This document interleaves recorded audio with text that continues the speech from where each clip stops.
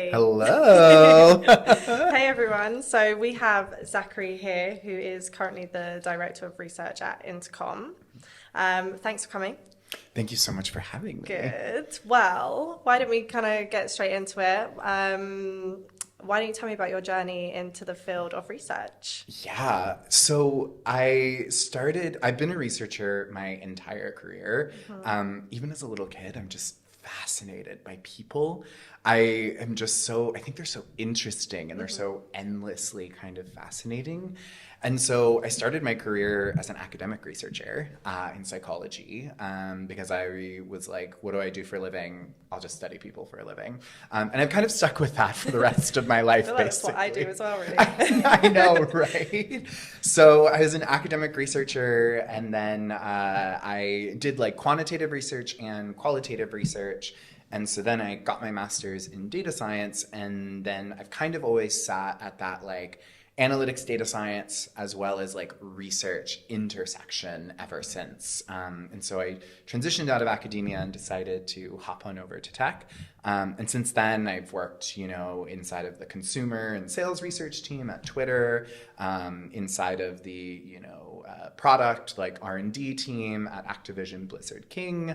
And most recently, before Intercom, I was a senior manager of user research and data science at Spotify. And now I lead a research team operating on like company level research at Intercom. You have a super impressive career. I'm sure many people will say that to you. Thank you. Oh my God.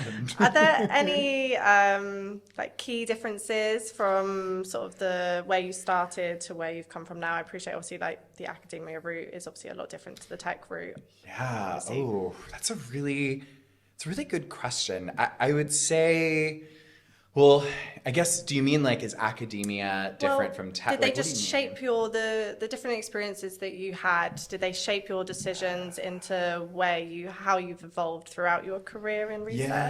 Yeah. It's a good question. I think something that's maybe a little bit perhaps different about my career journey, for better or for worse, is that my center of gravity is about studying people, like whether it's data science, whether it's analytics, whether it's user research, marketing research, sales research. I'm always interested in studying and understanding people. That's where I get a lot of my passion and my excitement is just like hearing people do weird, strange, confusing things and being like, tell me more about that. Exactly. It's like, tell me more.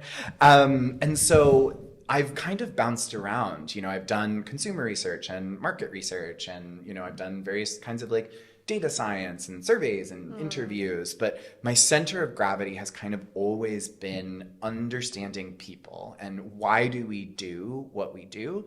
And then concretely, how do we translate that understanding into meaningful impact for businesses? And I think that last part, it sounds obvious, but actually I do think is where research sometimes falls apart is you learn something really profound about the user, their mental model, their needs, their jobs to be done. But then I find a lot of research projects I'm always like, so what? Like, and what? Like, it's almost missing that one last step of, and that means this for the business. And that is the part that I love. So whether it's, in different industries or different disciplines, I'm really interested in that translation of like learning who people are and then how does that change what we do as products and businesses. Yeah, no, that's amazing. I think even just recruiting and research, I think one of the main reasons some people fall down in the interview stages is actually not being able to understand the measuring of the impact. Totally. Super key. Yeah, and sure we'll talk about it plenty, sure we but will. I think I agree. That's something that I often think unfortunately gets a little lost, and I think sometimes even in the training as researchers, we're not always even trained to think that way, and I think that's definitely an area for us as an industry to think about. So what are your thoughts on the current state of kind of research in the industry at the moment? Ooh. What specifically do you mean? I have so many. In terms of the trends that you're seeing at the moment, in terms of obviously it's no shock to anyone, or we're not hiding it, that the market can be a bit difficult at the moment. Yeah. Have you seen that affect research? Obviously, we've had a lot of layoffs. I appreciate, you know, Spotify and Twitter being your previous companies have obviously made those cuts. Totally. Yeah. It's a great question. I think we're seeing an interesting sort of shift in the industry right now. And you're right, like tech companies as a whole are being forced to really meaningfully grapple almost existentially with this concept of revenue and business and efficiency, concepts that a lot of, you know, tech companies haven't really had to grapple with. It's been really grow at all costs. We'll figure out the monetization or the profitability or the margins a little bit after. And now we're in this wider macroeconomic shift that's sort of happening in every industry, but really lasering on tech, that I think is a bit of that like rubber meets the road. And you're right, like it's no secret, like one of the first functions to go is often research, you know, along with some other functions. And I think we're kind of seeing a bi-directional change in the industry here. And I think part of it, you know, which we've talked about, is that I do think researchers have an opportunity and an onus to be a little bit more business focused. You know, I have worked with so many really talented researchers where their work kind of stops at the mental model or the need or understanding the user's state. And then it misses that so what, that business impact, that okay, that will then translate to learnings about conversion or about retention or about monetization through, you know, advertising, through time spent. And I always sort of implore my teams, like, really think about how could that translate in some way, even if it's through a really indirect chain reaction to a business metric. And I think there's a bit of a grappling as an industry that we need to take our work a little bit further. We need to kind of go that extra step towards the business, you know, kind of impact. Now, the flip side, and this is maybe my more hot take, is that give it to us. I also think, to be very honest with you, it's an easy function to scapegoat. Okay. And I think that's the other thing that, you know, we're seeing a lot of, you know, think pieces and discussions and, you know, how this is a reckoning for user research. And to a certain extent, I do think that's true. I think there is this need to think a little bit more strategically about the business and how the product plays a role in the business. But I also think we need to acknowledge that there's a lot of challenges in being a researcher around accountability and decision making. As an insights professional, and I've done my whole career in it, you're only ever going to be as impactful as your decision makers, right? You don't own any final decisions typically. Your entire role is built around the facilitation of good, hygienic business decisions. And I can't even tell you how many times, like, I've had incredible decision makers and my team has been so impactful.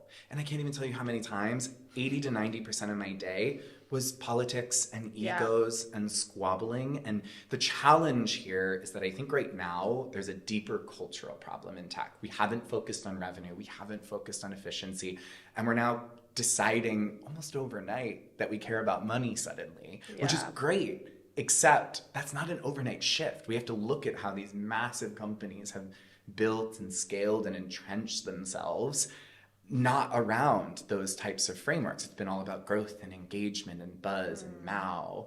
And so there's this thing where we're watching a lot of short-term solutions to long-term problems. And so it's easy to look at a research team and say, they're not delivering any impact. I'm not seeing any concrete business, you know, sort of goals being met because of them.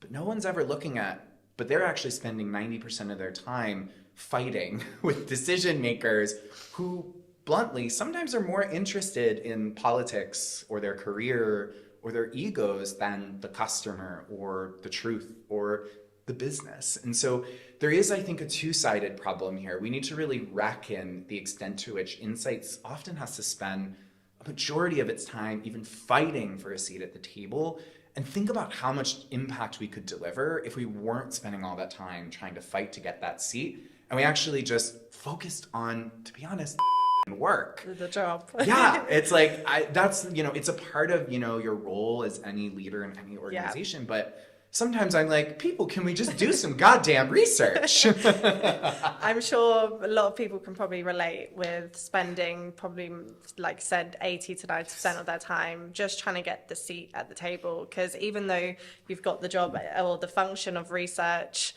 in the business doesn't necessarily always mean, sometimes it's a tick box exercise, unfortunately, just to have the function itself. Yes, I can't even tell you how often in my career we've been asked to do research to be honest, like justify the anxiety of a decision maker. Like they're anxious about making the wrong decision, or frankly, they've already made the decision and they just want something to retrofit to their decision. And again, like that's not impact. That's not, moving the business forward. But then when you're under all these pressures to cut costs, you're under these pressures to be really revenue forward immediately, it's easy, honestly, to look at some of these functions and say that they're too big or say that they're not driving impact, or be like, why do we have all these researchers, but they're producing so little research? And it's like, well, yeah, because like 80% of the time is not making the report. It's all about the socializing, the politicking, the schmoozing. And so it's a two-part problem. I think businesses need to have a serious reckoning with how they think about insights and the extent to which I think data-driven has become almost a moniker for not being forced to make decisions or not being forced to listen to the customer or the truth. And then similarly, I do think there's work on us as an industry. I love a job to be done as much as anybody else. I love a mental model more than anybody. I'm a psychologist. But what does that mean? What does it mean for the business? And that's, I think, it's a two-part problem for me. Super, and it's probably one that's not going to be solved overnight though either. So no, we could probably talk about it. Absolutely not. And honestly, like, there's no straight road really. Yeah, the restructurings, all of these organizations evaluating. I think what we're seeing is like a really short-term response to these macroeconomic conditions that we're going to see the ripples on a longer-term horizon. And what I think is going to happen is we're going to see a pendulum swing back towards reinvesting in research like we did in 2022, but probably with a more thoughtful and hopefully, maybe this is my optimism, a more thoughtful focus on the operating model around it. Like I need more, senior leaders to be genuinely interested in the truth and a little bit less interested in validating their ideas of the truth. Well put. So that takes us into, why do you think user research isn't always as valued as it should be? Yeah, it's a good question. I think it's difficult because research and insights in general, it's the process of generating knowledge is how I like to think about it. And that definitely comes from my academic background. I think of this as like you're creating, maintaining, and synthesizing knowledge. And I think it can be really tough. And I say this all the time, like there's no clean ROI on good knowledge, right? Like, okay, you think about like something like shipping a feature, right? And you can typically, ideally, put a pretty clean ROI on it. This is how long it took. This is how many resources it used, blah, blah, blah, blah, blah. You can cost it, and then you can say, but here's all the money it brings in. And, that equation's really neat. It's really simple. And what gets measured gets managed, right? And so when the equation's neat and it's simple, we say, this seems to be working. That's amazing. But when something's really hard to measure the impact of, and it's so hard to measure the impact of good knowledge, good methodology, like hygienic practices around research, it can be really easy to struggle to justify it, right? Because I've got a very concrete model of what the ROI looks like here, but I have an incredibly abstract model over here, and they just don't coalesce. And so I think what we see, I see this a lot, like I'm a real stickler for methodology, again, kind of from my academic training, but whenever I try to think about it and like, the value in improving our methodology, the value in improving our rigor, there's an abstract idea, which is like better knowledge, better methods equals better knowledge equals better decisions.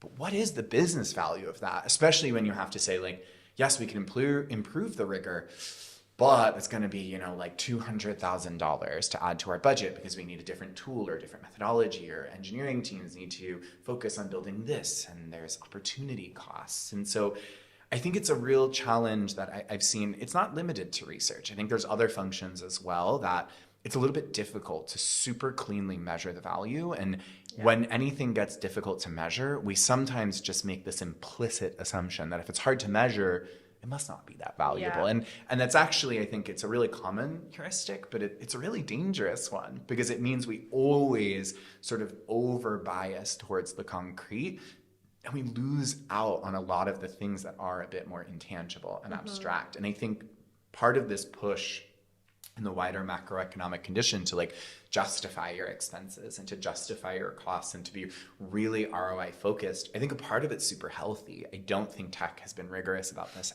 at all. And I think it's a real problem. But I think there's a fear that I have, and I see it playing out, and I think it'll correct itself most likely, where we're almost myopic. We're fixating then on everything that everyone does must have an ROI. And it's like, okay, well, you're about to kind of like concretize your way into obsolescence, honestly, because that is also, you lose out on innovation, on vision, on strategy, on just, you know, how much time gets wasted on bad decisions based on bad data. And so I think it really, to me, comes back to that intangibility. It's funny, really, because when things, like you said, when things get tough and, for example, they cut the user research team or the research team, you find that they obviously start from the top. So they take away the leader who obviously, like you said, has that impact on the strategy and makes those important decisions. And they'll keep maybe one or two kind of hands on the ground, obviously, just to keep things afloat. Hopefully, if not, sometimes get rid of the whole team. Yes, exactly. So that happened too. But it's actually so much, you know, you having the leader there and having that strategic person is probably more important, well, is super important as well. Totally. And you see this pattern where, you know, organizations will sometimes be like, oh, yeah. The part of research that I can justify is the things that are very, very directly tied to the launching of the product, right? So the more tactical work. And in general, I do find the classification between strategic or tactical research a little reductive. I think it's all much more blurry than that. But if I have to use that language, you know, the more tactical work is a little bit easier to justify because, again, it gets closer to that ROI. Well, okay, we improved the UX or we shipped something that was a little smoother. We saw this increase in like an A/B test. Okay, we can kind of put an ROI onto that research. Okay, you know, a number of researchers really into the details of the product, they can sort of stay. But you're losing so much about innovation. What's next? What's on the horizon? What should we be doing? Not just now, not just tomorrow, not just this quarter, but years from now. And that's a lot of the stuff that you lose when you lose that real strategic thinking in your research organization. So what have you done personally throughout your career to kind of show the value of research to, you know, to the organizations? Yeah, well, so first and foremost, I'm a firm believer in the marriage of research with other insights functions. I'm a big believer in like insights as a function, which is marrying all of these knowledge generation functions together.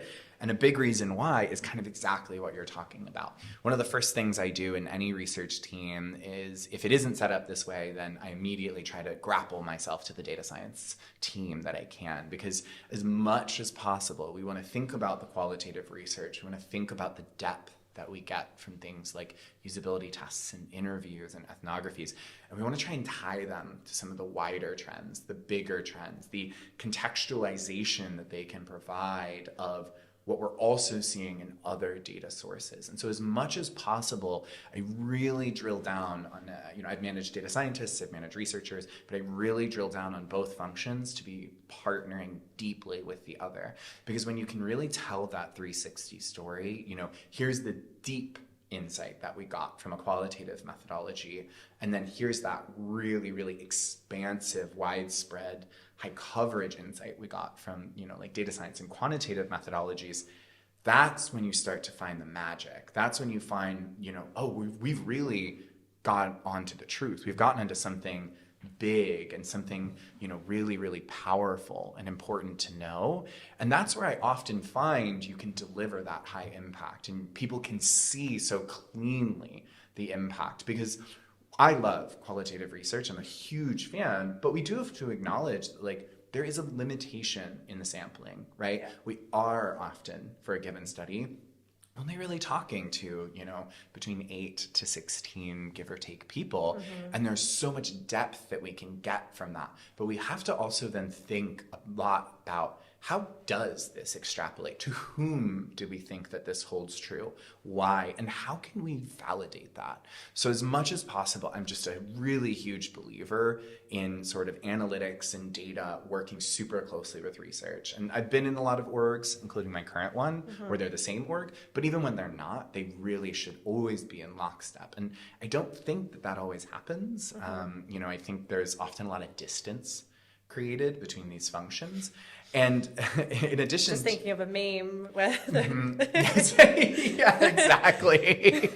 And I also think it's often not something that folks are skilled for. Yeah. I think a lot of qualitative researchers who are, absolutely incredible bang up researchers that are so good, they don't always have even the acumen or the skill set to kind of work with data science, and vice versa. I've managed so many data scientists that don't understand, the value of the depth that you get from qualitative methods. And so I think as an industry, we need to bridge that gap so much more seriously, because as much as we want to sort of build out these jobs to be done and these mental models, we have to understand how they scale, because ultimately we can only end up talking to a small subset of the business, of our customers, but we're ultimately often serving thousands, millions, et cetera, of people. What do you think about kind of research sitting in design within the organization? Yeah, so before I give my opinion on this, I want to, as an act of transparency, I've been a researcher my whole career. I've never sat in a design org before. Wow. I know. Everyone's going to be shocked. I know, How? right? Shocking from my other answers. Now, I've worked in organizations where it has been embedded, but I maybe didn't lead user research, or I led like a tiny team. But my general sort of observation here is, in theory, I don't have any kind of issues with it. But what I have experienced and what I've seen and observed from, other organizations and even some of the ones that I've been a part of is that when research is inside of design, oftentimes it ends up being really anchored into design research and or user experience research. And that type of work is unbelievably valuable. I've done tons of UXR in my career, tons of design research in my career. It's not quite my specialty, but I've worked on plenty of it. But what I tend to find, and this isn't always true, what I find is that it means that a lot of the research is really focused on the actual design component of the product development cycle. So the part where we're sort of creating a design system, or we're creating a UI or UX, or we're really at that phase where we're actually kind of developing. And from my experience, I think some of the most high impact research that you can do is actually earlier, significantly early on in the product development life cycle. And so design research and UXR is, to me, a subset of user research and product research broadly. And so whenever I see in an organization that research is inside of design, my question really is are they really focused on design research and UXR? And if they are, that's great. But then my question is, who's doing all of that other research, right? Because there's so much that sits outside of the sphere of UXR and design research. And I'm always wondering, who's doing that work, that really high impact, super early ideation work, that internal research work, that market research, understanding the market, the landscape, understanding our competitors, who's doing that stuff? And in my experience, what I've observed is that a lot of organizations, that work's just not getting done, actually. You have your kind of sales and marketing research over here, really focusing more on that side. Then you have your design and user experience research focusing on a particular phase in the product development cycle. And I feel like I observe these huge gaps, and I think you see it reflected sometimes in the company's strategy and what they're working on and how they're innovating or not. And I think my other concern with that is that in putting it in design, and again, this isn't always true, of course, but design organizations often, in my experience of everywhere I've worked, they often don't work a lot with data science and analytics and, even to a lesser extent with engineering outside of, front-end engineering. And that to me is also a really huge miss, right? The best storytelling is when the data and the qual are put together and they tell a really nuanced and complex story about the customer. And so it's not that I have a problem with it outright, but I always kind of ask, are you marrying your quantitative and qualitative signals thoughtfully and effectively? And are you genuinely doing research at every phase up and down the product development lifecycle? If the answer to both of those questions is yes, who cares where research sits? You know what I mean? It's like, I don't know, I can report up to anybody. I don't really care. You're doing the job right, yeah. Yeah, exactly. You're doing what you need to do. You're delivering the impact you need. But in my experience, I've observed that when it sits in design, those two things aren't always happening. And that to me is a risk for the business. And you know, those are things that even if you have strong beliefs it should be in design for one reason or another, then you need to do it in a way that really meets those two criterion. And so I'm a big proponent of research being married with the other insights generation functions. I've always kind of gravitated towards orgs where they centralize to some extent, like data science and research into like, you know, an amazing like 360 org, because I think that solves for a lot of those things. Now, in fairness, like that model, and you know, that's the model I've worked in a lot of organizations, it does come with its own reverse challenges. You know, I do think in those instances, you don't do as much design research as you should, and you don't do as much UXR as you should. And you see that, you know, you might have a really innovative, forward-thinking product, but it maybe doesn't always have the best user experience, to be honest. And so there is that counterbalance, which is if you're going to centralize that org, then you need to think about ensuring that you're doing really high quality research on the experience itself as well.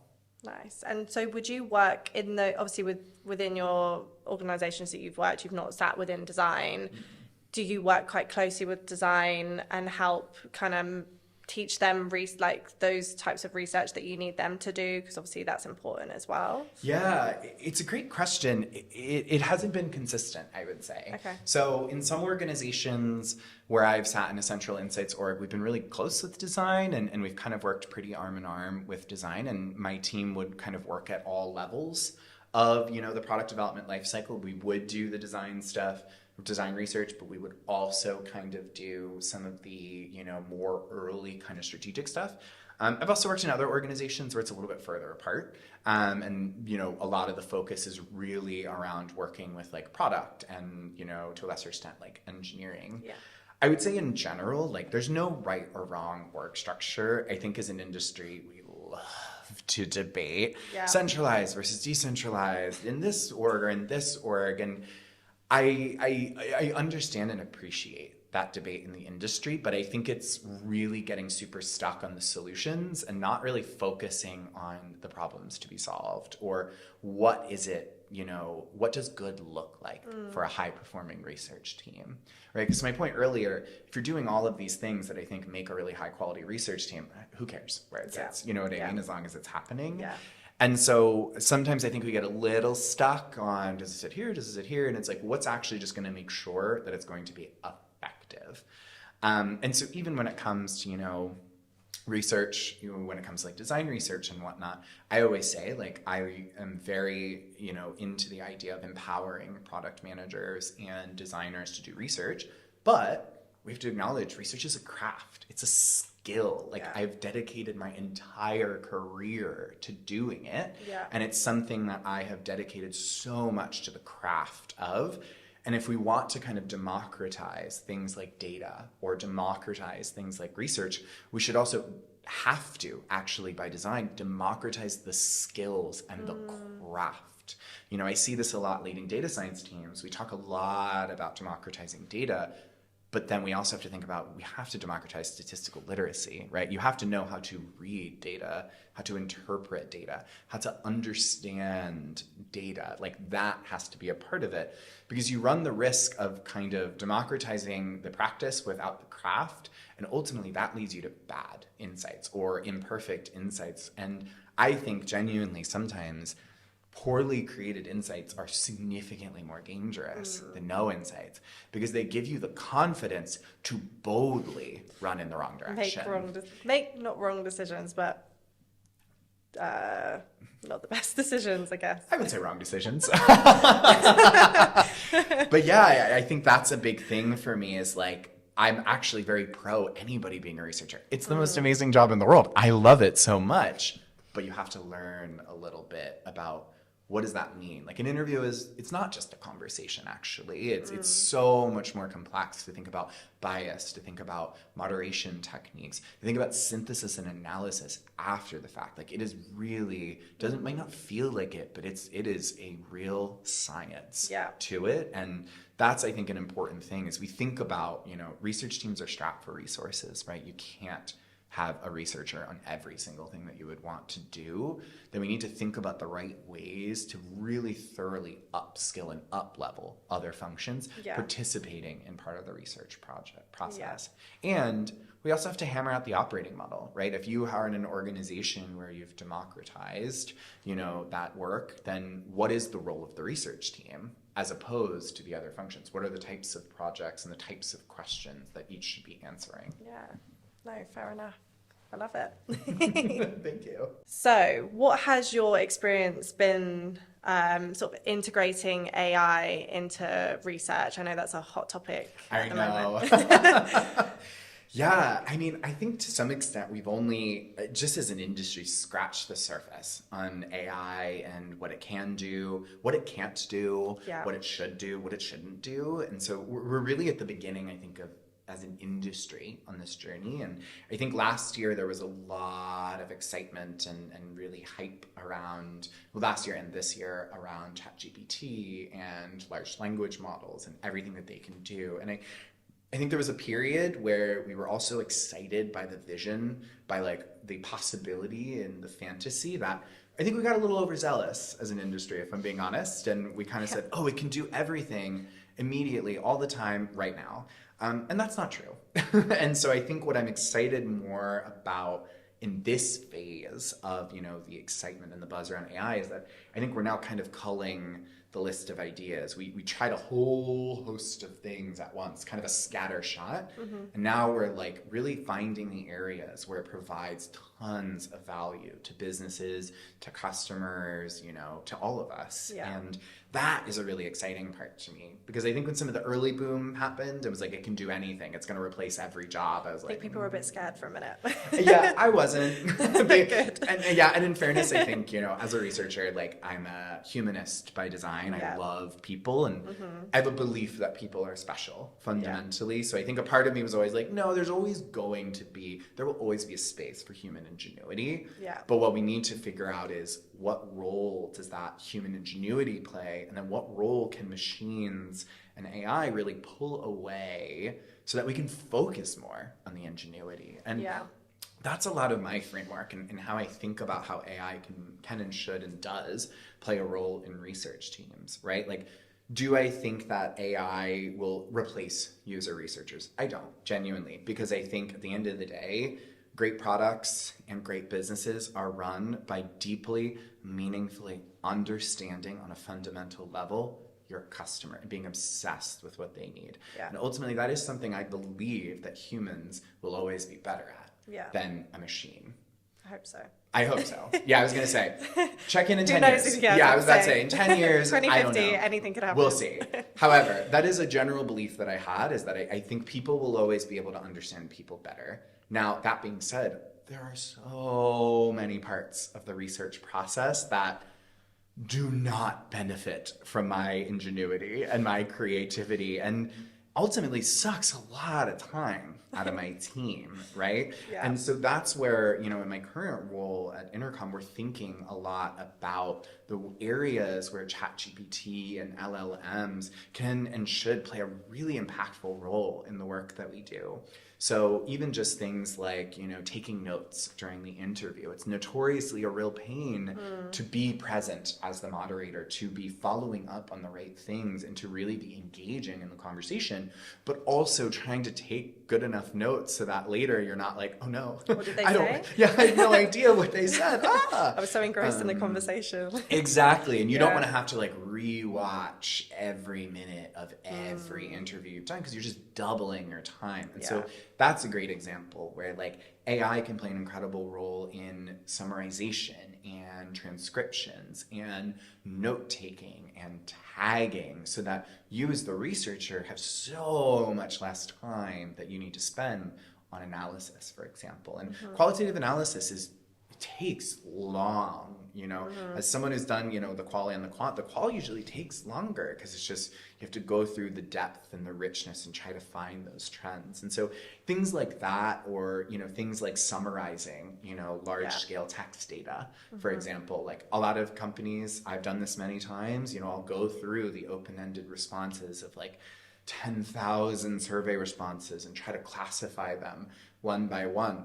That's a great area for something like AI to kind of come in. And we're already starting to see that. I've done that on teams that I've managed, current and former. And I think that's only going to get better and better. And what I hope, and we'll start to see, at least in this next phase of generative AI, who knows kind of what the future looks like. But in this phase, I think it's really about helping carve out more and more and more time for us as humans to do what we do best, and that's be innovative, and that's create, and that's, have that ingenuity, that magic that I believe, that people really have. And so it's all about kind of sucking away the things that are not tapping into our deepest creativity and allowing us to automate them. And that's a lot of how I think about the role it plays within my team. Yeah, I think we mentioned it earlier. It's about kind of working smart is, I think, what AI is bringing into the workplace in not just research, kind of everything. And I think those who know how to use AI efficiently to help them in their jobs are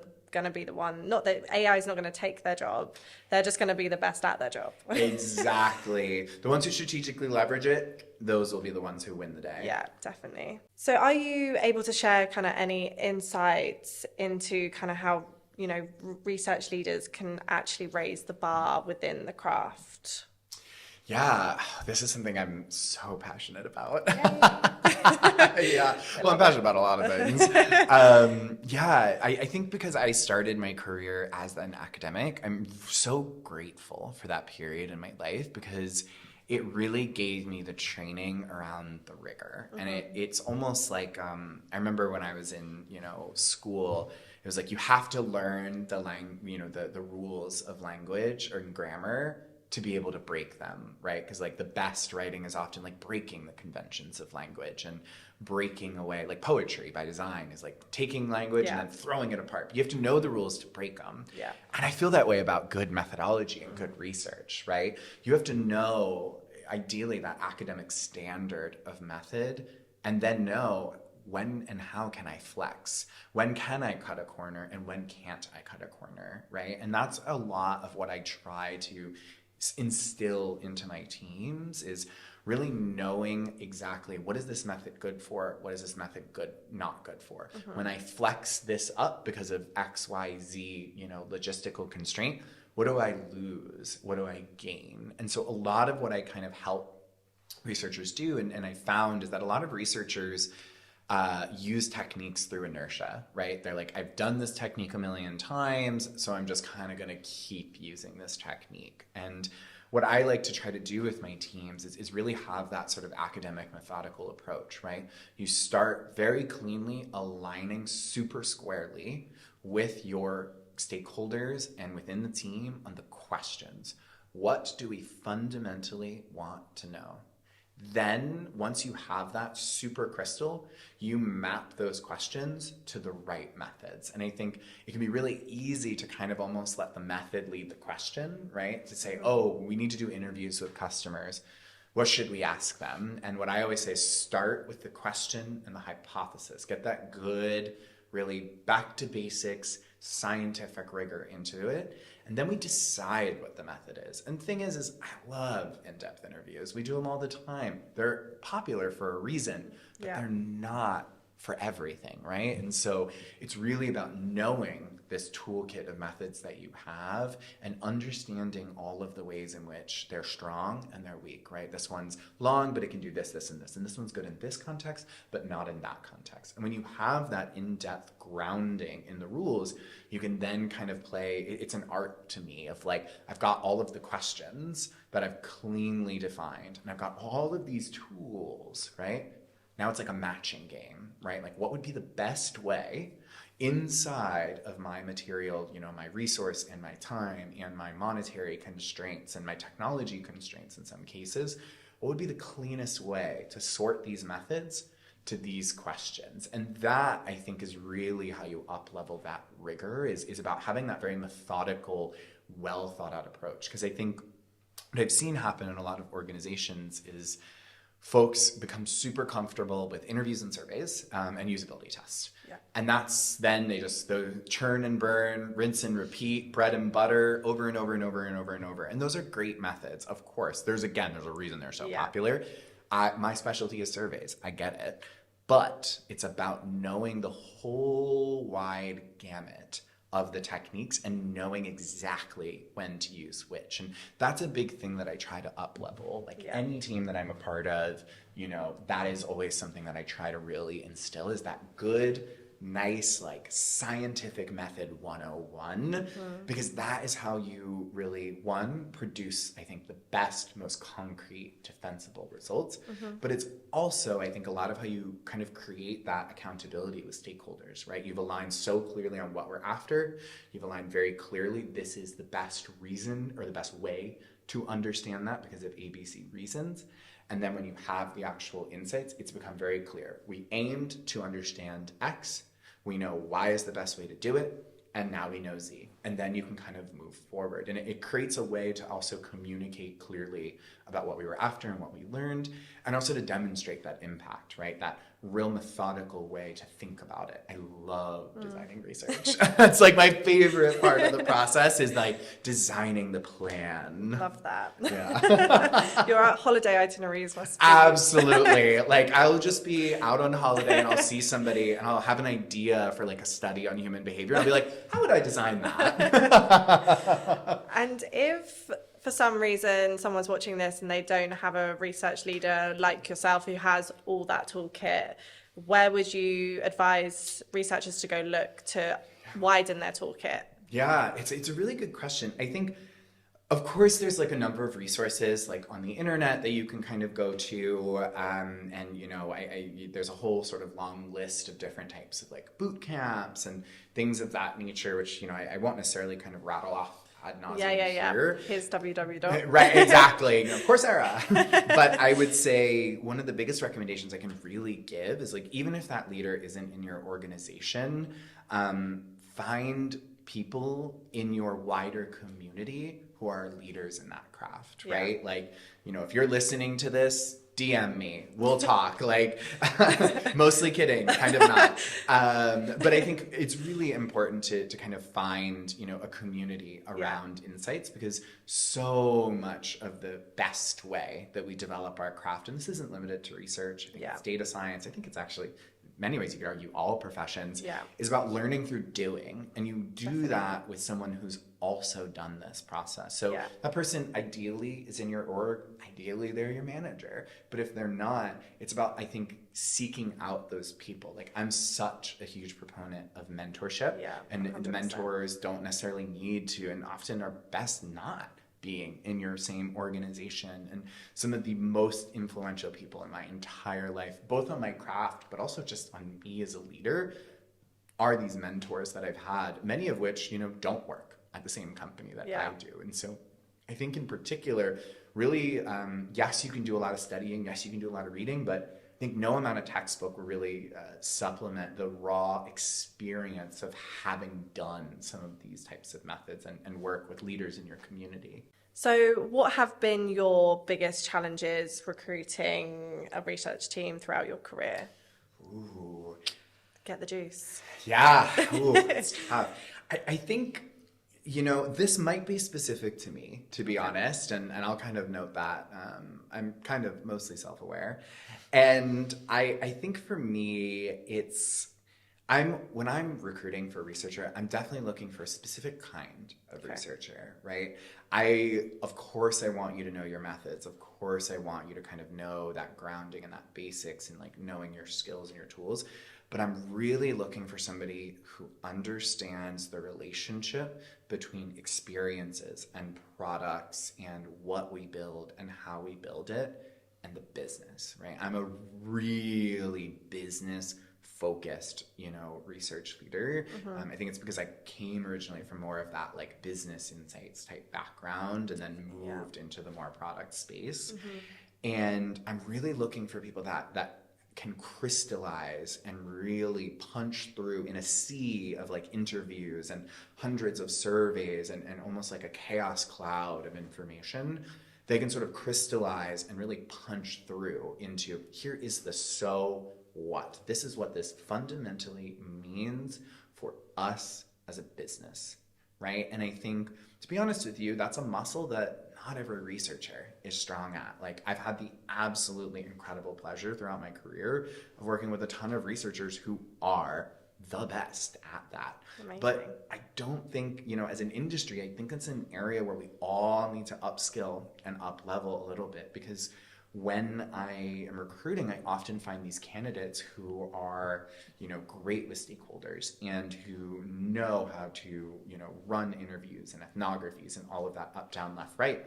But then it really falls flat in that, what does it mean? What does it mean for the product strategy? But really, what does it mean for the business strategy, right? How does this improvement to the experience or this new concept or this fundamental mental model of the user translate into, as much as possible, moving this business forward? And it doesn't need to be, super concrete or super I did this, then I drove this revenue. But I think that real business acumen and that savviness for monetization and how businesses make money and sustain themselves and how they cut costs and how do they kind of have that balance of running the business is something that I really want from every single researcher that I have. And, it is an area as an industry I think we need to improve and really get better. And so when I recruit, that's one of the number one areas where I'll really, kind of love a candidate. And then when I get to that part of their thinking, it just falls super, super, super flat. And I have a really high, I'll be honest, I have a really high bar when I hire. I was going to say, as a hiring manager, I am no nonsense. I really, really, really want like super motivated, really kind of, driven and talented people. Mm-hmm. And that is kind of the consistent area that I'm always like, I want a bit more. Yeah. And so when I'm looking for that person who knows their craft, but they also understand the business and the relationship between the two. And so, if you're that person listening to this, let me know. And how do you find the best interview processes for you when you're hiring to actually delve deep and get those type of people? Yeah, I think I'm not like super fastidious on like every researcher needs a portfolio. Yeah. I think there's a lot of debate in the industry for design and research about like, I always ask, but sometimes it's 50-50 on whether exactly. they have it or not. Yeah, it's like, should you have it, should you not? I'm not actually married to like every person needs a portfolio, but what I expect though is like, portfolio or not, and I understand portfolios are hard to make, they're hard to maintain. It's like this whole other host of work to get a job. It's tough. Yeah. But what you should be able to do is you should be able to talk about a couple projects in, depth, and you should be able to succinctly yet thoughtfully explain exactly what you did, exactly what you found, and exactly what happened in the business as a function of what you found. And that last part is the part where I always kind of see, not always, but often see candidates really fall apart. Is they'll be like, I did all this research, I learned about this, and then the outcome is we shipped X and we shipped Y, and we had X many MAU using it. And I'm like, that's awesome. What does that mean for the LTV, lifetime value of these users? Are these high value or low value users? What is their overall retention rate? Did it boost conversion? What is the average ROI of a single convert? Were these higher or lower than an average ROI pre-launch? And that's where then I see some of the logic fall apart. And sometimes you'll see that researchers will be like, oh well, that's really that's more the data science team job to do that. And I'm like, but I expect you to know that. Yeah. I'm not expecting you to know statistics. I'm not expecting you to be a number cruncher, but I expect you to know that. And I think that is conversation with exactly them. Yeah. Like that's a big expectation that I have from my current teams, my former teams, and people I'm hiring is you don't need to calculate that statistic, but you better know what that statistic is. And that's really important. And I think You better know. yeah, absolutely. Like almost threatening. You better know. But it's important. It's so important to be able to really show people what you have impacted. And then when you get to more senior roles, really being able to show the actual tangible impact you had on the business's vision, on its strategy, on where it's headed and why, right? And being able to show that bigger scale of impact. And that might not always have a number, to be honest, because then you're kind of talking about more like, I impacted the 3-year vision and roadmap, right? And that's a bit different than like, something like a particular launch or a particular thing that you've kind of, set out into the world. But being able to really cleanly articulate, why does it matter for the business that you shaped the 3-year vision? Like, what did that improve in the overall health of the business? No, sure. I'm pretty sure people listening are going to be taking some tips from that bit. So that's great. Please, I hope. Cool. So what advice would you give to your younger self or to anyone listening, watching this podcast who wants to progress in leadership, in research? What would you say? Yeah, so I have a saucy answer. Don't expect anything less. I know, right? To be honest, one of the key trends I see in insights leadership writ large, and of course this is not always true, but it's true in a lot of instances, is that I think insights people by design, and I have so many theories on why this is, they tend to be people pleasers, right? They really they want to be able to provide that number or that answer. They want to be helpful. They want to support the decision-making process. And I love that sort of mentality and that energy of like really being invested in kind of helping and improving the product and our customers' lives. But the advice I would give to so many, junior insights people, to leaders, and frankly to my younger self is like, you need to toughen up a bit, right? You need to say no more. You need to remind people that you are the expert, right? You're not here to please everybody. You're not here to make everybody happy. The most impactful work I have ever done in my career were projects that were telling us inherently very bad news. And I think so many researchers can fall into, a habit of like wanting to say yes to everything, not wanting to be the blocker. And what they sometimes do is they do work on projects that maybe aren't really very impactful, or we don't need to be doing research here because the decision's already been concluded. Or they sometimes will be like, oh, I maybe don't have the expertise in this space, or like somebody has a different interpretation of the insight and they forget their own power, right? And I think in general, just as leaders, but especially as insights leaders, like, yes, we are here to partner with the business to help power the business to move forward. But sometimes that means being tough, actually. And I think that's what I've had to grow into as I've gotten more senior, is like, actually, it's about saying no more often. It's also about working with stakeholders and helping them understand sometimes their asks for research are not good ones, right? Like, it's actually not something we should be spending time and energy on. And it's helping them understand why that is. Or it's helping them understand, like, I understand what you're going after, but actually as an expert, right? I'm the expert in this craft, in this discipline, in these methods. That's not the right way to go about it, right? Or you are going to try this different thing. And what I had to really kind of grow into is I wanted everybody to like me. And I think so many researchers want everyone to like them and everyone to be happy about all of their reports. And actually, when you really drive impact is when you are prioritizing what you are and are not doing, and you're demonstrating and reminding people that you have dedicated your expertise to this craft, and that means you are uniquely equipped to interpret our customers' behaviors and thoughts and attitudes and action, and to translate that into business value.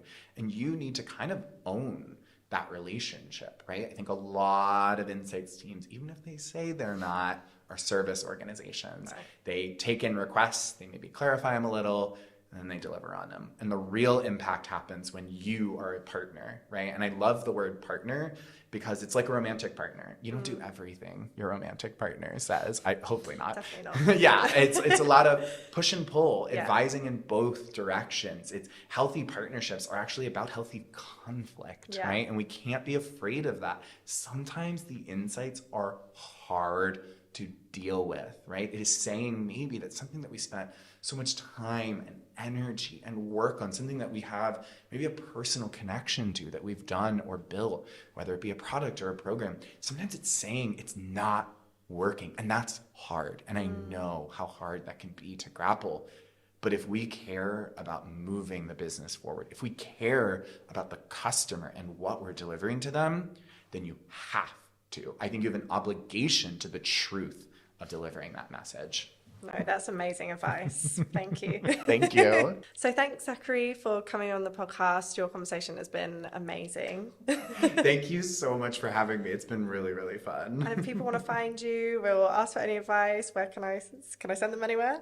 Yeah, I guess feel free. LinkedIn is probably the best way to connect to me. I was telling her I famously don't really use social media. So yes, LinkedIn is probably the best place to reach out if you have any questions or follow-ups. Can't promise I'll be able to answer all of the messages, but I will do my best. Disclaimer. Yes, I was going to say, I am not always the best at that. My deepest apologies. Well, we look forward to seeing what you're doing at Intercom anyway. Yeah. Thanks for watching the podcast. If you like what you've had today, please subscribe. We have many more guests like Zachary on in the next few weeks. Just follow the Wave Talent channel.